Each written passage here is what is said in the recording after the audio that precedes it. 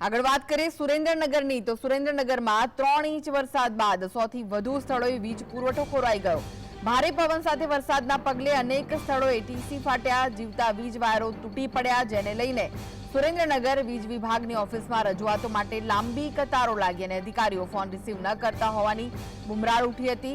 મહત્વનું છે કે જિલ્લામાં સૌથી વધુ સ્થળોએ 12 કલાકથી લાઇટો ગુલ થઈ ગઈ હતી। તો અધિકારીઓ ફોન રિસીવ ન કરતા હોવાની બૂમ ઉઠી છે। ભારે પવનના કારણે જે વીજ થાંભલાઓ છે તેમને પણ નુકસાન થયું છે। સુરેન્દ્રનગરમાં 3 ઇંચ વરસાદ બાદ સૌથી વધુ સ્થળોએ વીજ પુરવઠો ખોરવાઈ ગયો છે। ગઈકાલે 7 વાગ્યાની આજુબાજુમાં વરસાદ શરૂ થયો અને લાઇટો બધી જતી રહી। હવે આ દરમિયાન જે ફોન કરવામાં આવ્યા અહીંયા ભાઈ જીબી કચેરીએ, પણ કોઈએ ફોન નથી ઉપાડ્યા અને અમારી રજૂઆત હતી કે ભાઈ આ તમારી લાઇટ ક્યારે આવશે, આ બફાટ છે, ઉકળાટ છે, નાના બાળકો, ઘરડો, વડીલો કેવી રીતે રહી શકે, પણ અહીંયા કોઈ સાંભળવાવાળું છે નહીં અને ગમે એટલા ફોન કરો, ગમે એ કરો, ઓલા પાડા ઉપર ગમે એટલું પાણી રેડો એના જેવું છે, કોઈ જવાબ દેતા નથી। તો આ વિશે વધુ માહિતી માટે જોડાઈ ગયા છે સુરેન્દ્રનગરથી સંવાદદાતા ફઝલ। ફઝલ, સૌથી વધુ સ્થળોએ 12 કલાકથી લાઇટો ગુલ છે, શું વિગતો મળી રહી છે?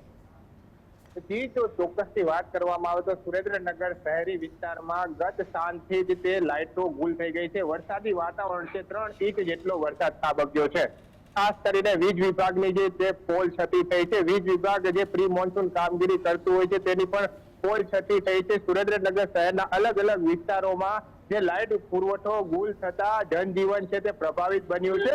ઉલ્લેખનીય છે કે વરસાદ બાદ બફારો થઈ રહ્યો છે અને છેલ્લી 12 કલાકથી સુરેન્દ્રનગર શહેરના વિવિધ વિસ્તારો જે આવેલા છે ત્યાં લાઇટ પુરવઠો ખોરવાઈ જવા પામ્યો છે। ત્યારે તંત્રને આ બાબતે સૌથી વધુ જગ્યાએ લાઇટ પુરવઠો ખોરવાઈ ગયો હોય તેની અરજીઓ મળી છે।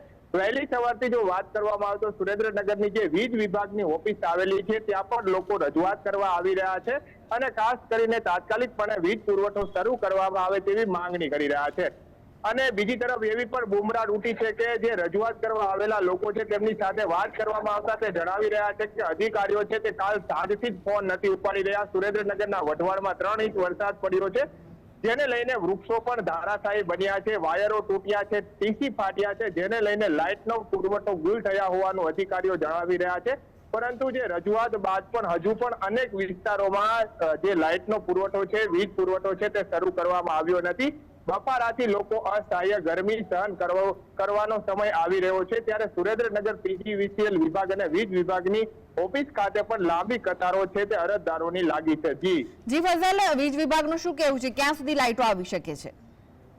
ખાસ કરીને સુરેન્દ્રનગર વીજ વિભાગ દ્વારા 2 ડિવિઝન આવેલા છે, A ડિવિઝન અને B ડિવિઝન, એટલે શહેરી વિસ્તાર અને ગ્રામીણ વિસ્તારના ડિવિઝનોમાં 10 થી વધુ ટીમો કામે લગાવવામાં આવી હોવાનું હાલની પરિસ્થિતિ મુજબ અધિકારીઓ છે તે જણાવી રહ્યા છે। છેલ્લી 12 કલાકથી 100 થી વધુ જગ્યાઓ ઉપર વીજ પુરવઠો તો ખોરવાઈ ગયો છે અને કોઈ પણ પ્રકારની હજી વ્યવસ્થા નથી। જ્યારે પણ આ સમારકામ થશે ત્યારબાદ લાઇટો આવશે, હજુ પણ 3 થી 4 કલાક જેટલો સમયગાળો વીતી શકે છે તેવું ખુદ અધિકારીઓ જણાવી રહ્યા છે। અલગ અલગ 10 ટીમો કામે લગાવવામાં આવી છે। પીજીવીસીએલ વિભાગના અધિકારીઓ પણ ખડે પગે છે, પરંતુ જ્યાં ટીસી ફાટ્યા છે અને વાયરો તૂટી ગયા છે તેવા વિસ્તારોમાં હાલ સમારકામ ચાલુ હોવાનું અધિકારીઓ પણ જણાવી રહ્યા છે। પરંતુ છેલ્લા 12 કલાકથી લાઇટ ગુલ હોવાના કારણે સુરેન્દ્રનગરની જનતાને ગરમીમાં અને બફારામાં શેકાવાનો સમય આવ્યો છે। જી, આભાર ફઝલ સમગ્ર માહિતી આપવા માટે। તો સુરેન્દ્રનગરમાં લાઇટો નથી, જેના કારણે લોકો પરેશાન થઈ ગયા છે। સૌથી વધુ જગ્યાએ લાઇટો ન હોવાની ફરિયાદ